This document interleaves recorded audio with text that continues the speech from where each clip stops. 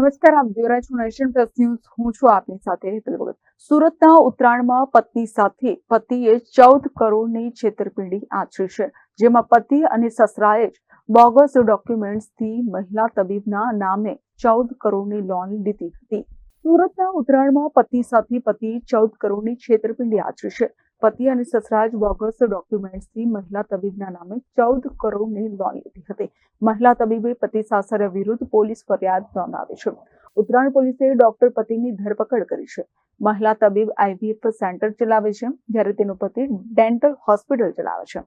IVF centre શરૂ કરવા loan લેવા માટે પતિને મહિલા તબીબે પોતાના ડોક્યુમેન્ટ્સ આપ્યા હતા. આઈવીએફનો તમામ કારભાર પતિ તુષાર સંભાળતો હતો. મહિલા તબીબની ખોટી સહી કરીને 10 બેંકોમાંથી તેના નામે 14.33 કરોડની લોન લઈ છેતરપિંડી કરી હતી.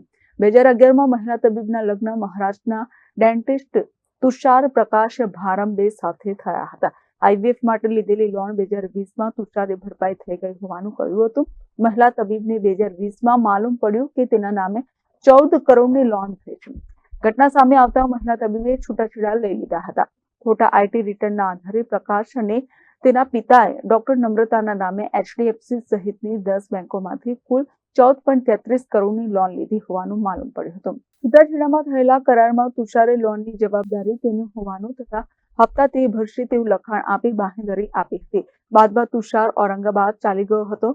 જોકે તુષારે હપ્તા નહીં ભરતા બેંકે ડોક્ટર નમ્રતા પાસે ઉઘરાણી શરૂ કરી હતી. આખરે તેમણે ઉત્તરાયણ પોલીસમાં પૂર્વ પતિ તુષાર ભારંબે અને સસરા પ્રકાશ ભારંબે વિરુદ્ધ ફરિયાદ નોંધાવી હતી. ઉત્તરાયણ પોલીસે મહારાષ્ટ્ર ખાતેથી મહિલાના પૂર્વ પતિ તુષાર ભારંબેની ધરપકડ કરી છે.